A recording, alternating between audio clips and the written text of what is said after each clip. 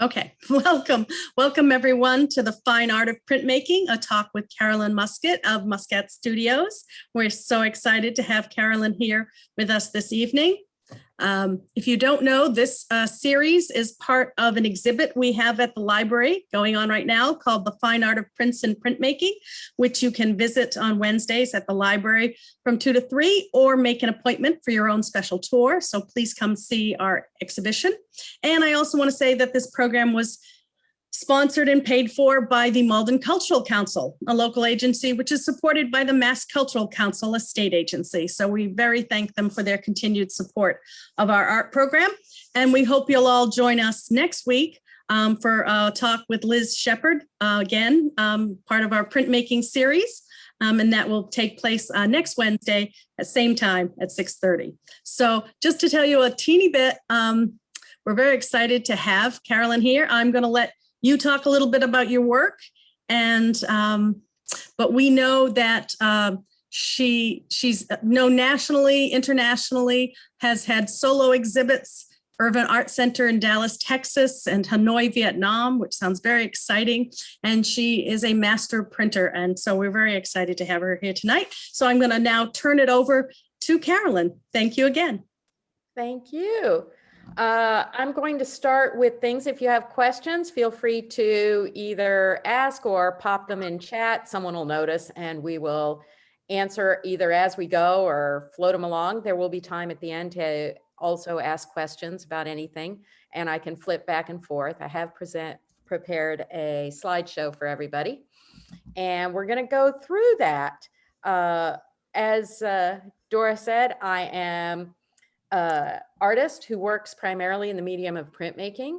And as part of my trying to figure out how this all worked, I went the path of working in professional studios where I often collaborate with artists who want to produce original works.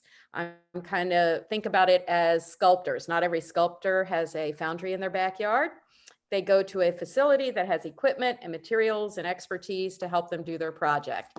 And I am kind of the equivalent of a foundry for printmaking and just help projects move forward for quite a few different artists. And I'm going to be showing quite a few works by other artists in addition to my own work when we go.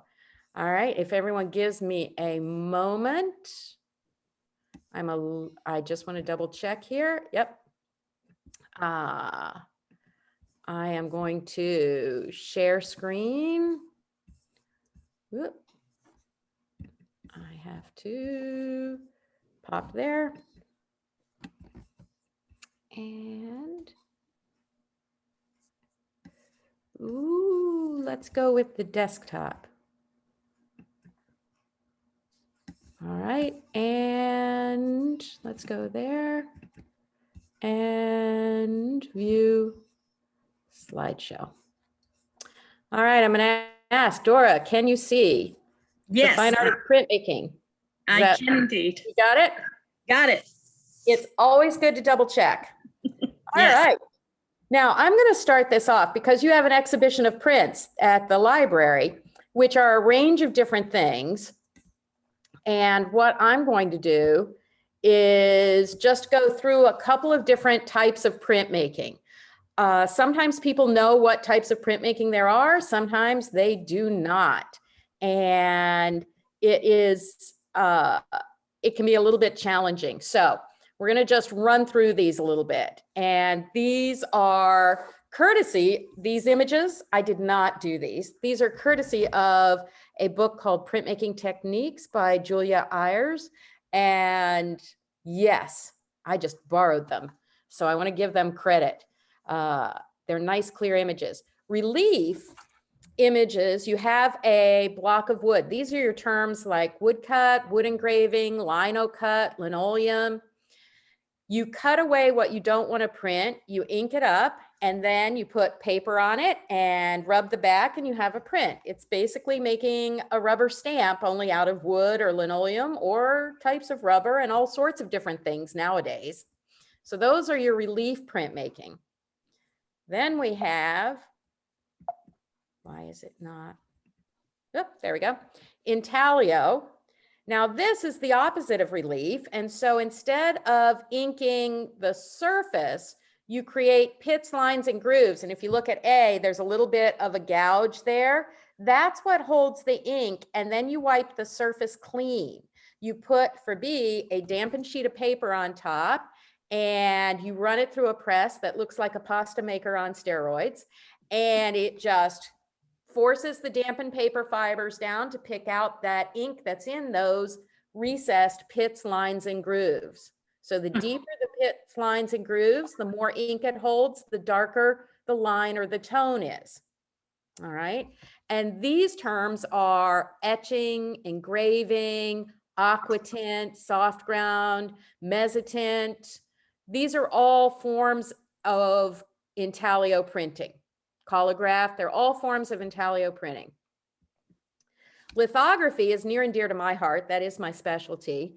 And litho, you don't have a difference in height or depth. What it is it's based on chemistry. And two things that don't willingly get along. Think Italian salad dressing. So in this case, it's grease and water. So what you see in A, that little block, often that is a stone, limestone, and you draw your image on it, and then you treat it with a solution that makes all of your non-image areas water loving. That little hand is squeezing a sponge, that would be water to dampen the surface, like you're wiping down a countertop. You roll over it with a roller with oil-based ink. The water rejects the ink. The ink only goes right where you drew your image.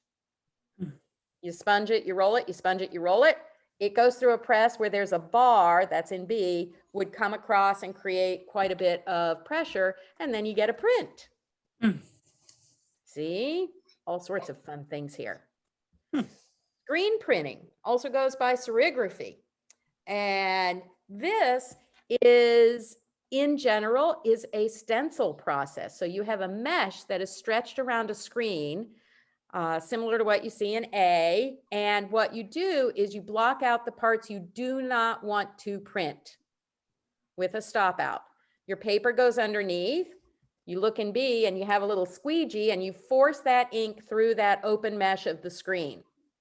And yes, just like they do t-shirts, except we artists use it for artsy fartsy things. And there you go. You have a fine art print and you get your S and C. The fifth form of printmaking, which I do not have a visual for, is digital. Instead of having a screen or a piece of wood or a metal that from which you can make many, the computer file is your matrix. That's the word. All right. And from there, you can output on laser or inkjet printers to suit yourself. But digital is used in contemporary processes either as a final product or as a drawing tool or a stepping stone. So many different ways contemporary artists are using printmaking. This is me at my studio. I figured I'd give you a quick run through on a nice sunny day. And this is my inside. I have a small gallery in the front. This is my clean paper area. And you kind of work your way towards the back. You can see we're going to sneak through that door. And there's Andrew printing at one of my little presses. I have a very busy studio. This is me. It's just busy. I cover the walls with everything. So that's, many other studios are much more spare and elegant looking. Mine is definitely not elegant. But there's Andrew printing, and you can kind of see I have old cast iron presses and I have larger contemporary presses, and they all get used. This I'd sent you a picture of is me working from an aluminum plate on inking up a litho that was drawn by the artist Peter Camp, who is an artist out of Providence, Rhode Island, and works very meticulously. And this just kind of goes through the sponging, the rolling, laying the paper, and then it goes through the press and you pull it off, and then you have a print. And it is always magical when you pull that print off the press. Doesn't matter what kind of printing you're doing. When you pull that print out, you're always excited because it's always fresh. It's just wonderful. So that's one of Peter's. Can I ask a quick question? Sure. The collaboration in terms of laying the inks when you're doing something like that, how does that work? Because I know historically, there are people who are more famous as the printer than the artist. And I was just wondering that kind of collaboration, because obviously he has a way he wants it to come out, but obviously you're in the process of creating it as well. Well, I'm on the technical end of it, and there can be some input from me, and I often will suggest different papers, different inks to the artist, and we usually go through proofing, so they pick what they want, and then it's my job to make sure that's what they get. Okay. And for my studio, when I work with artists, the artists work directly on the stones or plates unless there's a really good reason why that shouldn't be what's happening, right? Where that would be if they're going to do digital drawings and output it as film, and then we put that onto a photolitho plate or a photo etching plate. There's no reason, they don't need to draw directly on the surface because they're working digitally as a tool. And so sometimes there are opportunities where an artist would have a little bit more distance from the printing element, but there are other times where the artist is very involved. Peter was not in the shop while I was pulling this, but I have other artists. I just had one in today, and the artist would pick and choose which color. Can you ink a little more there? Let's ink a little more here. The artist was doing a little dusting with gold powder and was very, very involved. And it just depends on the artist and the work. Does that help? Very much. Thank you. Oh, yeah. And again, I went the path of being a master printer. And that is what I do, is collaborate with other artists. And I find it interesting. Every artist works differently. Every artist thinks about their work differently. And I love it because it forces me to think about work differently. And I enjoy that. I enjoy it so much. It gets me out of my little box of making my artwork. I'm going to show a range of artists' work who work in very different medias, and then I'll show some more lithos and some of my work at the end. This is Adrian Rodriguez, who's a relatively young, it's all relative, artist that I know up in Scituate. And Adrian does these amazingly meticulous relief prints. These are from linoleum, and Adrian carves away everywhere you see white. He has carved away, leaving just where you see black raised. And so this is a lot of carving. This is a 24 by 36. And these can take a little bit, but he does this very detailed and kind of graphic storytelling for each of them. And I love them. This is another one of Adrian's, Still Life at the Base of the Cross. And they're their own little stories. You don't even need multi-panels. Each one is just, you can lose yourself in the image and just work your way through and back and see. It breaks the frame down at the bottom, right? There's just that little bit, and just a whole bunch of different things going on that you want to just kind of work your way through and look at them. Really enjoy them. I lost my cursor. There we go. We're still in relief. This is a wood cut. So instead of linoleum, this is wood cut, and this is quite large. This is 32 by 62 inches. And this was done by an artist, Brooke Stewart. And Brooke loves to work large scale.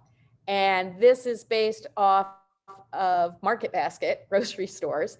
And just, again, a very graphic quality with the work, and yet you can see it. It doesn't have to be exact, but you get the feel for it, and you get to work your way through the different little signs, and please pay attention, and all the little bits and pieces. And you can work your way through it. I love them. But Brooke's been working large for quite a while. Mm. For her, small is like a 24 by 36. That's small for Brooke. This is another one. It's 72 by 37 inches. Woo. Yeah. Wow.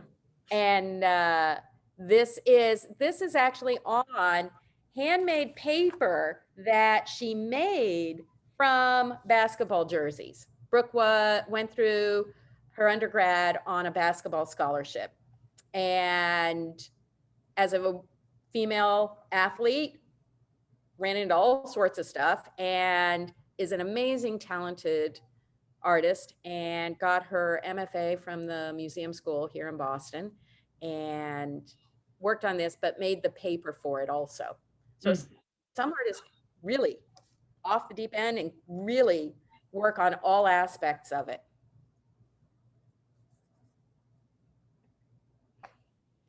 Now this, we're going to move into Intaglio. Whether you say Intaglio or Intaglio, depending on where you are in the country, someone will tell you you are mispronouncing it, so don't worry about it. This is by Rhoda Rosenberg, who is an artist near and dear to my heart, who's up in Haverhill, Mass.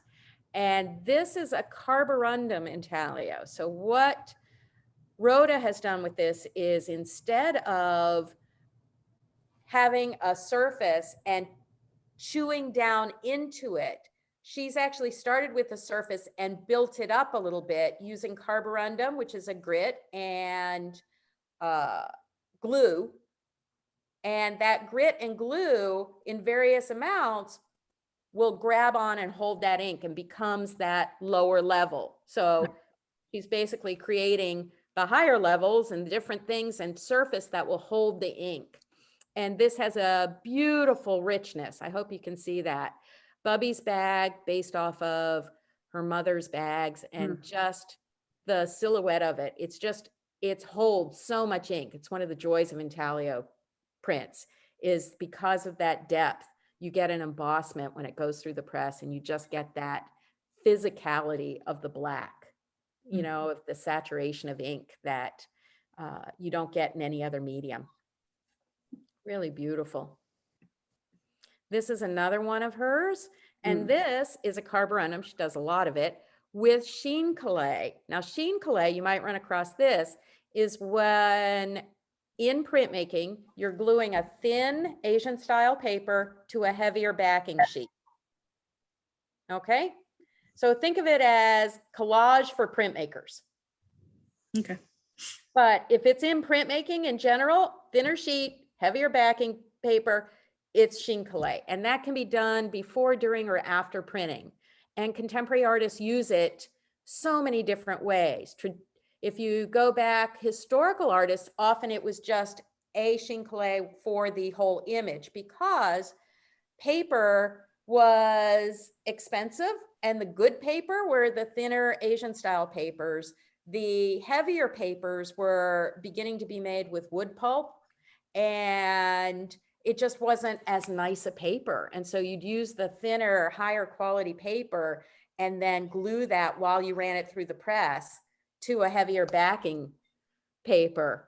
And you would have the whole image on your sheen clay paper. All right. With Rhoda, it gives a lovely tan. I don't know if you can see my cursor, but a lovely tone in the background on which then there's the red and the black. And this is also quite, oops, that's 77. My decimal's in the wrong. No, it isn't. No, it isn't. It's 7.75. I got that right. Okay. But it's long. It's almost 40 inches long. You know, and that's one of the things with contemporary artists, is sometimes they work small, but sometimes they're working really pretty big. This is John Thompson, another local artist. These are all local artists.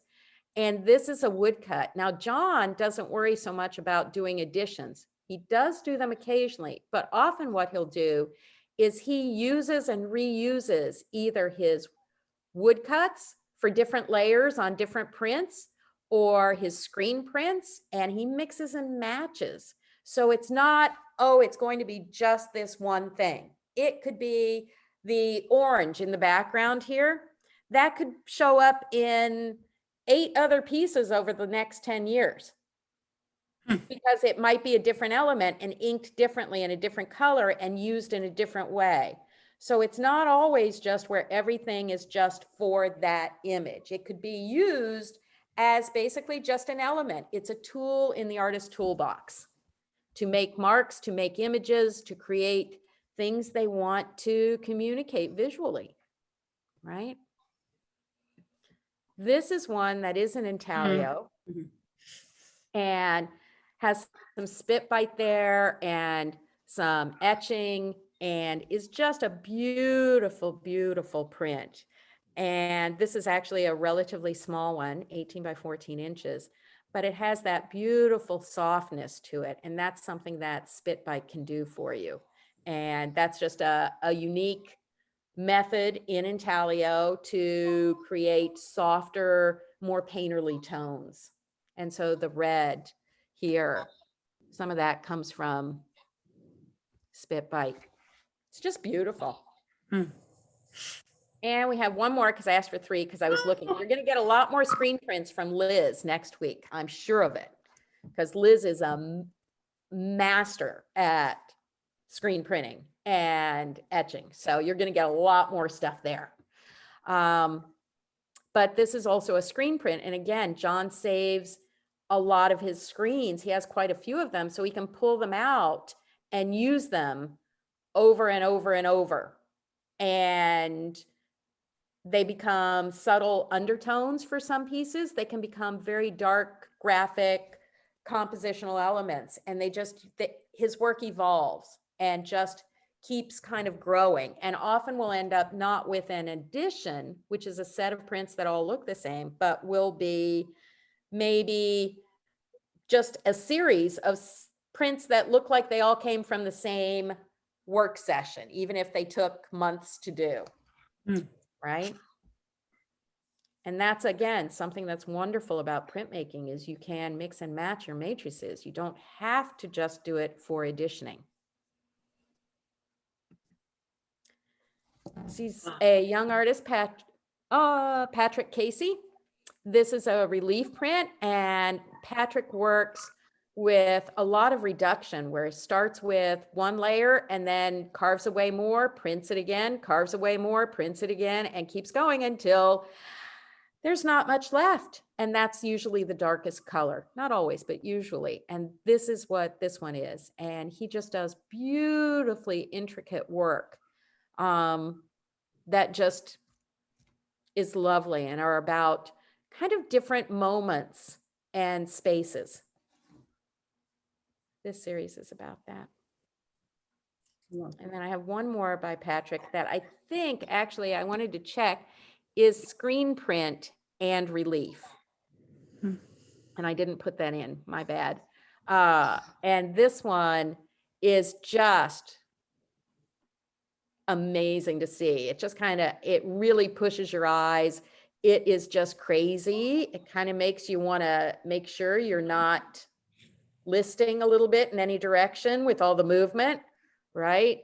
And this plays into a lot of Patrick's interest in science fiction, in fantasy worlds, in science, and how it's used in our lives or could be used. And so it has a lovely series of prints that basically kind of explore some of the darker undertones to fantasy and science fiction sometimes. And again, nice size. This is a lovely piece by Katerina Koljo, another artist. And this is, now this one evolved from a digital drawing on an iPad and then output and put onto a photolitho element and printed.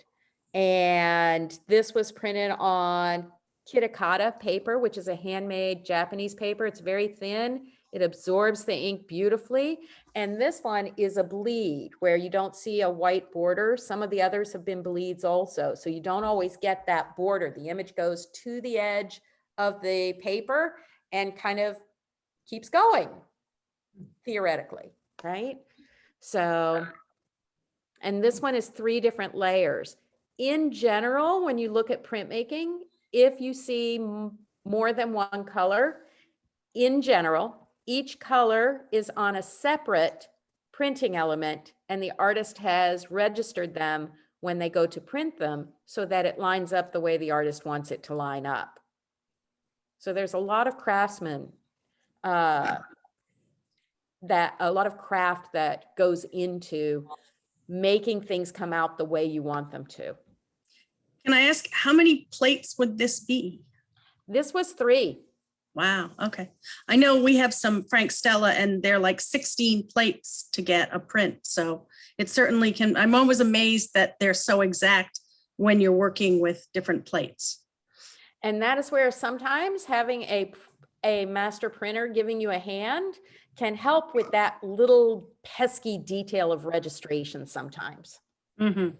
Yes, make sure it works, especially as you work bigger.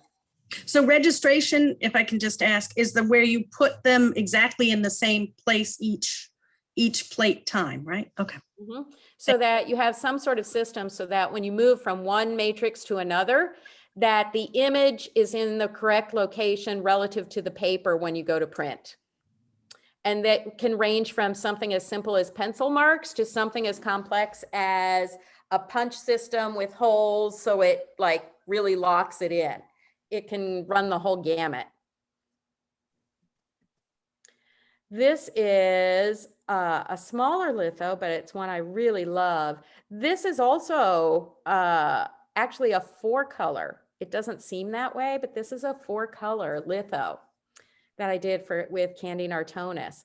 And there's an undertone underneath the background, then the background, because it's not completely flat. And then there's that soft gray and then the drawing. And so that's actually 4 layers, but it's a beautiful print in the saturation of the tone and then having the drawing just sit right there. It's really a beautiful print. This is a print by a young artist, Shoham Arad, and this is from video stills Shoham made based on 2 people telling dirty fairy tales and singing dirty songs to each other from historical and contemporary sources, and then took video stills and then manipulated those a little bit and then printed them out and printed them in 4 colors, but not in your traditional 4-color offset printing, the brightness. She wanted it to be grayed down and dull and a little bit quieter for it. And so again, a use of contemporary technology to create images. So this, I love these. These are by Lori Krasny Brown, who again uses printmaking mainly to give herself a lot of source material. And then Lori is known for these amazingly detailed and intricate collages and constructions with thread and glue and gouache and bits and pieces. So we did a series of these vases in a range of different tones and colors on 14 by 11 paper.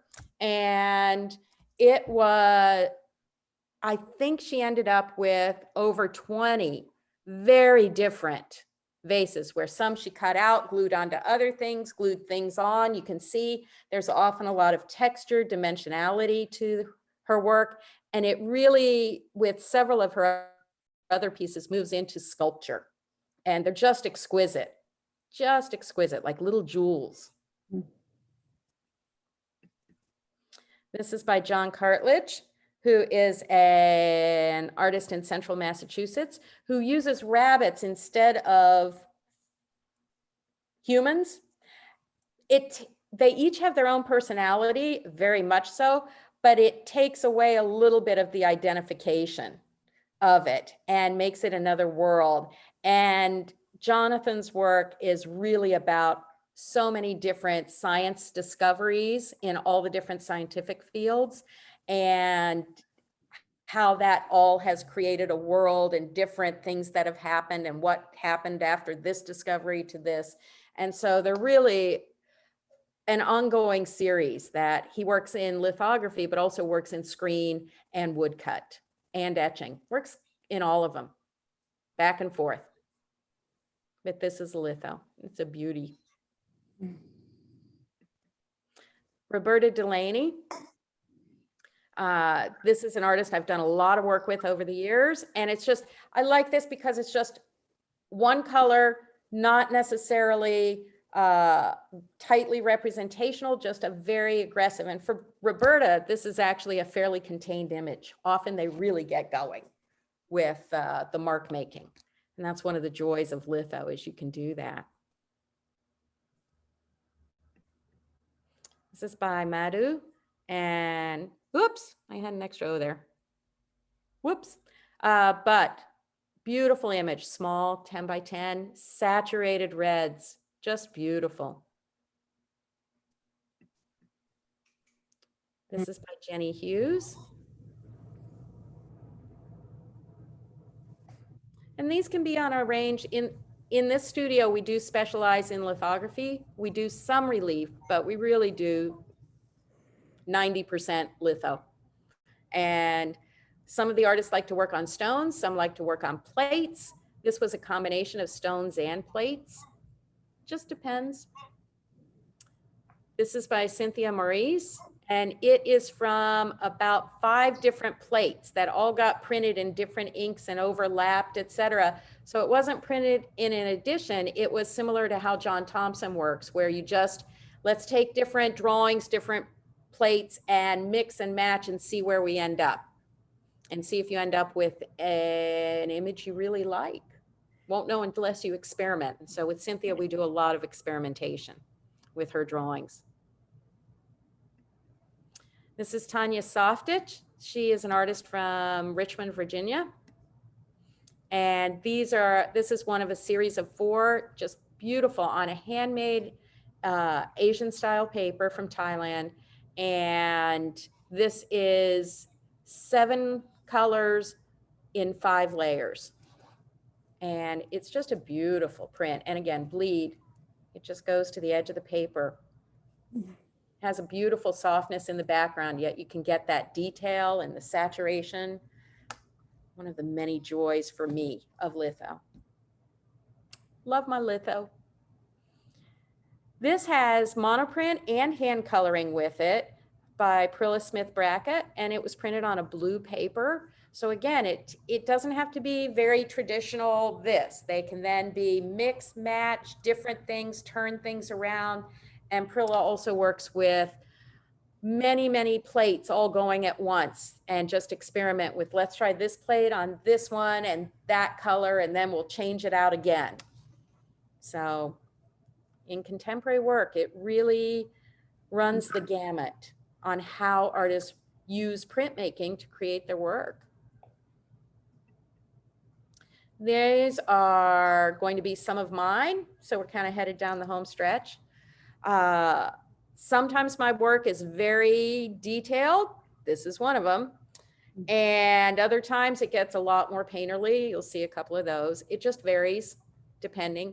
And this one, I had started working quite a while ago, and it just was taking me a while to kind of sort it through in my head what I wanted to be done with it. I've done a lot with nests, etc. But then after Ruth Bader Ginsburg passed away, this was my homage to her. And it's printed on handmade paper from Vietnam, because I have traveled to Vietnam 5 or 6 times now. So I almost always bootleg paper back. Makes it fun getting through customs. This is one of mine, Wake 3. This is litho, and it did several of these, and quite a bit of my work has been about a specific location or a place and where you are at that moment in time. And these, I had actually been on a residency in Malaysia and was on a boat in the ocean, and I was watching the wake behind the boat, and it just dawned on me, it's the footprints on the water, and they all just fade away. And I think everyone thought I was insane hanging off the back of the boat, taking hundreds of pictures of wakes. But it said something to me. And so I've got an ongoing series of these at this point. Beautiful. Thank you.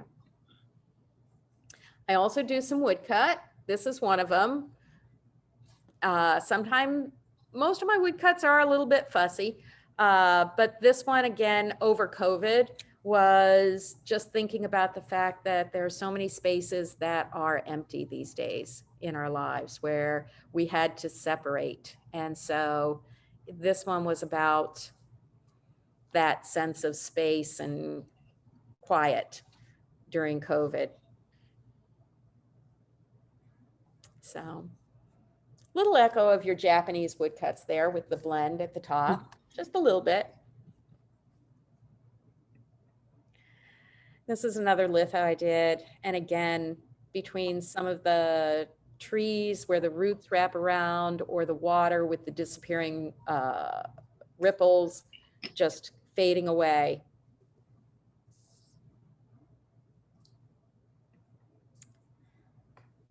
This one, again, when I go color, it tends to be a lot of colors. So this one was about 9 layers. So in order to get the color.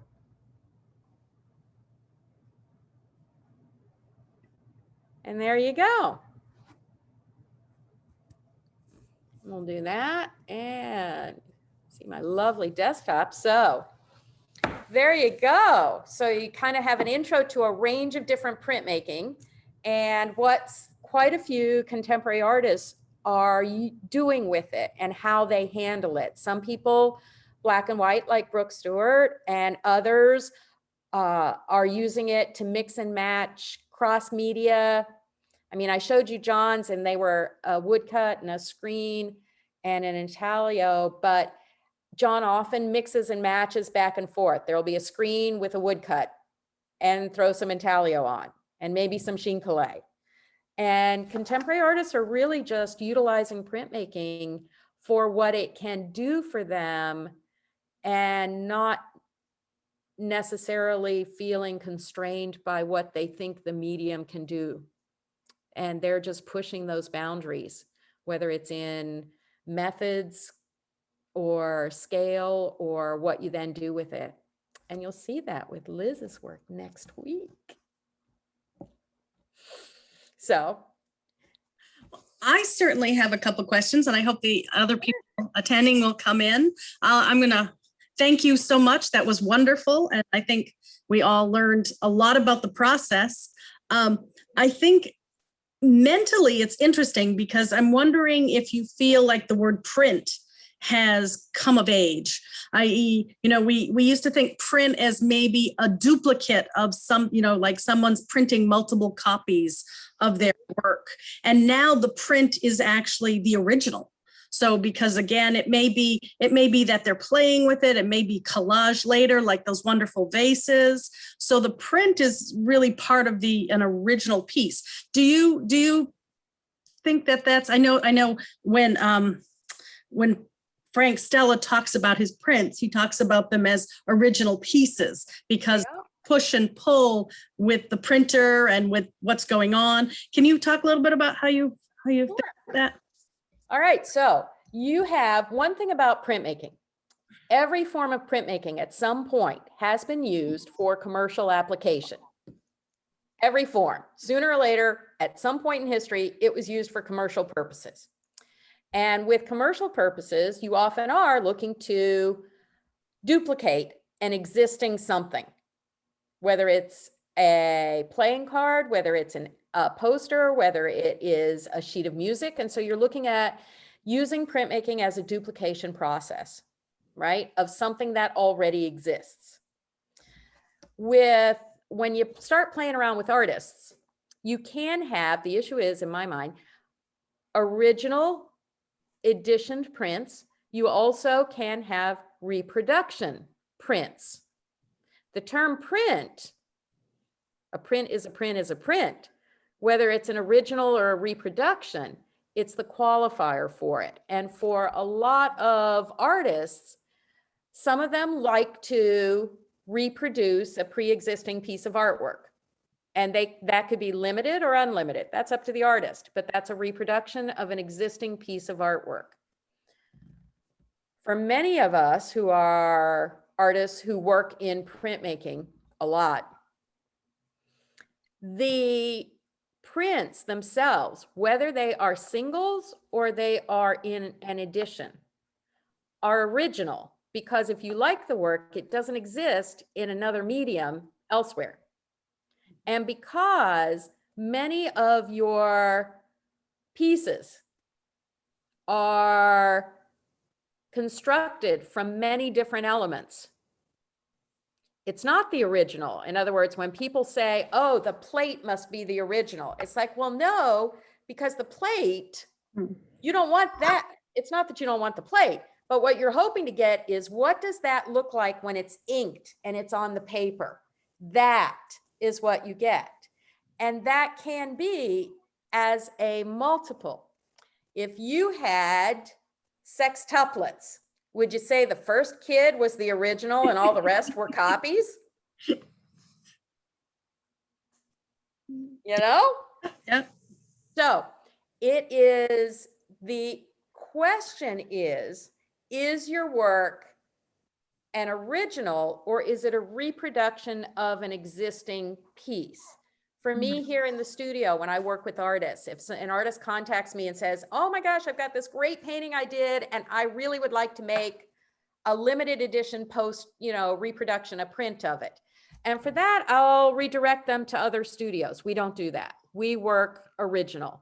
So if you like the work, it's not that artists don't do preliminary sketches and a lot of preliminary work to get it together and what's it going to look like. Some do, some don't. Every artist works differently. But the work, when we are done, that's the original, whether it's an original as a multiple, whether it's one of 10, one of 50, one of 100, doesn't matter. The work is original. It's just in a multiple format. And so, and again, what printmaking did for many years is by having it in a multiple format, you reduce the scarcity, right? And that allows it to go out to more places in the world, and economically to usually be at a slightly lower price than if there was only one, or, if that was just the only piece, then there's one, you got one. But if you got many, makes it a little more accessible cost-wise. And that's how the market works in general. But many artists make editions, but many artists also make unique prints because they're not worried about making an edition. And that's fine too. A lot of unique prints are being made these days. And so when it sells, that's it. There you go. But a lot of people do both for various reasons. Does that help a little bit with the idea of originality Totally. versus? I think so, because I think people have the wrong sense of print. So I think it's a good Print- to clarify. Print is a difficult word. And what I can tell you is, if you put 12 printmakers in a room and throw out the phrase, let's come up with one definition of what is a print, there will be bloodshed. They have been trying to have print caucuses since the 1700s about what is a print, what counts. And no one wants to exclude anything because that means someone's not going to be able to make money. And so it can be really a challenge in the printmaking world. And everyone, again, every printmaker out there is going to define it slightly differently. I have chosen my parameters to be that it's not that I don't love posters. Love posters. In college, I had them hanging all over the place because it's what I could afford. At this point, I focus on original work, but it can be in a multiple or it can be in a singular format. The goal is to make the best work possible. no matter what. And if it's in a multiple format, yay, it's in a multiple format. If it's not, yay, that's okay too. There are fewer boundaries these days. That I would say is a very definite aspect of contemporary printmaking, is there are fewer boundaries. You do see a lot of artists who focus very tightly on one medium and work traditionally, shall we say, either with the methodology or even with their imagery. But you also have artists who do other. And the joy is that the market will handle all of it. Thank you. Thank you. There you go. Does anyone? Do you mind if I just sort of butt in here, Carolyn? Go for it. But the point I think, I mean, that may not be obvious, is how difficult it is to take any plate or series of plates and edition them, meaning make multiples, make 10 prints that are exactly the same as per the instructions of the client. And this is what separates the master printmakers like Carolyn, who have been training for years and years and years to make perfect, identical editions. That's not something that I do. It's something that sets apart what I do and what Carolyn does. So what she does is she works with a client and finds out what they're looking for from the plate or the stone. And then the client signs the print to say, yes, this is, if you make 10 of these, I will be happy. And then she's able to then reproduce those 10 times, 20 times, 100 times. And that is very, very difficult. And there's special schools people go to do that. And she's the real deal. It's definitely there is a very strong craft component to it. Yes. There definitely is. Highly technical.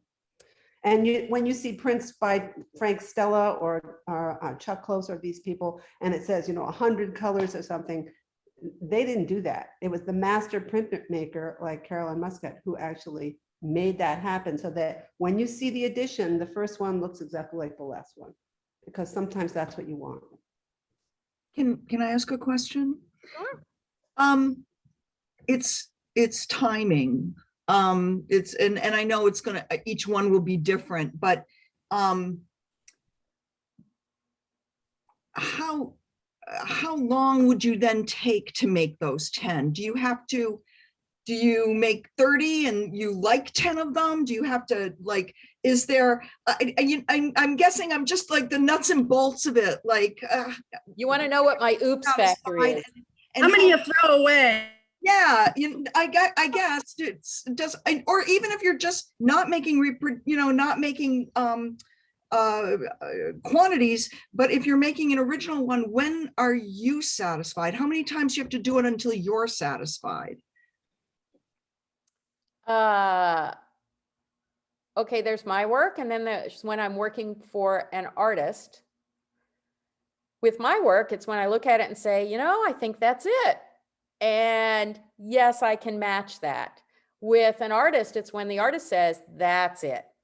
And then when I need to, if the artist says yes, I had one of a local artists drop, they had done a drawing on a stone. I processed it, I proofed it, I tried a whole bunch of different things. The artist then said, oh my gosh, Carolyn, you gave me too many choices. And I was just like, well, we were having a good day. What can I tell you? And we were going, and we just started saying, ooh, what about that? Or what about that? So we gave the artist a lot of choices. Took him a while to figure out what he wanted. And I said, you can have more than one of, it doesn't have to be only one. That's another option. Go with sets. What do I care? And, but the artist brought back and decided and wants 12. That will be this, match this proof.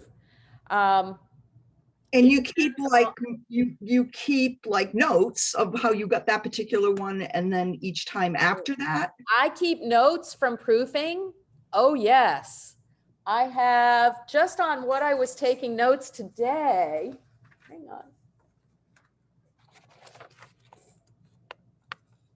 Right? So that if heaven forbid the artist says, I want that one, I have to then go, okay, what was I doing? Right? Because you don't remember. So it's very good notes. It's also very good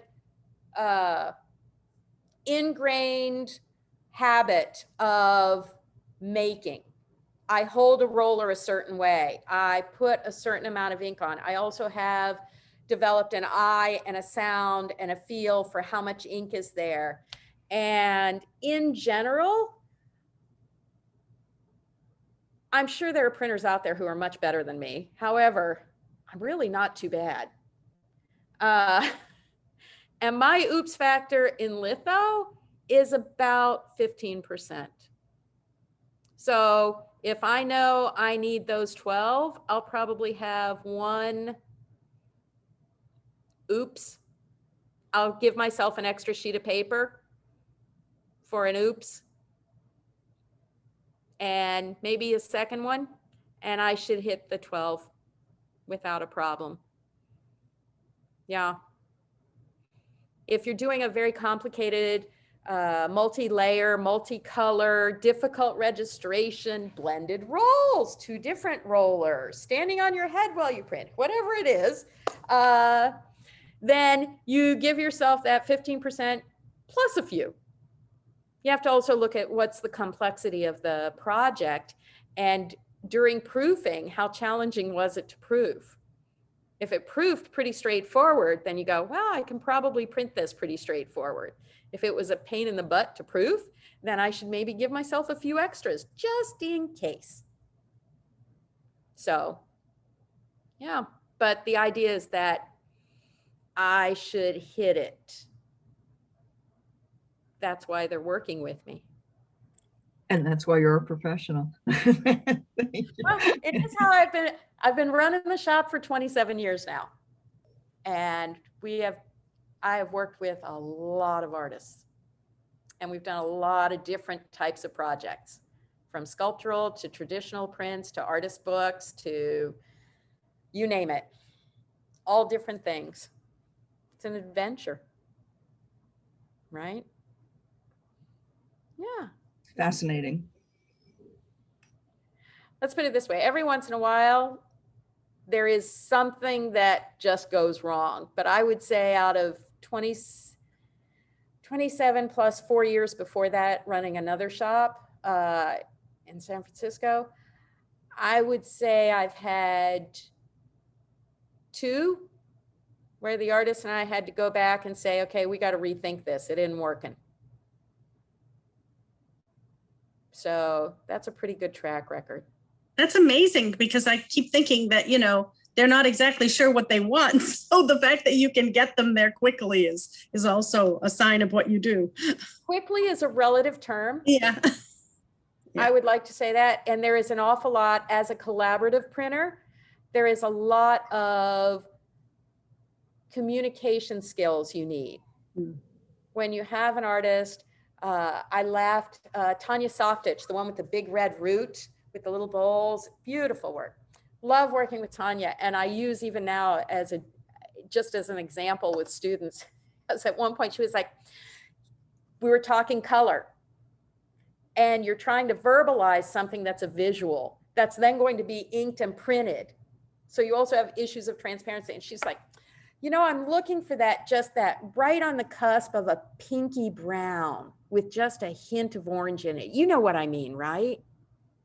And I just started laughing. I was like, I have no clue, but let me start mixing something and I'll start showing it to you. And you tell me when I start getting close.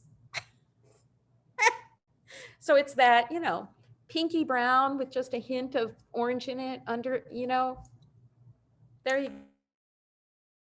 A lot of communication that is really, you have to listen to the artist. You have to pay attention to how the artist works and how the artist thinks about their work and how they construct their work, because you are there to assist and support. it's not my piece, it's their piece. And so you really want that to be the best piece for them that we can do as a team. Right. And so it's a lot of communication and really trying to shift gears to match whatever the artist is processing in their brain. So, yeah. Some days that can be more difficult than others. Yeah. Anything else?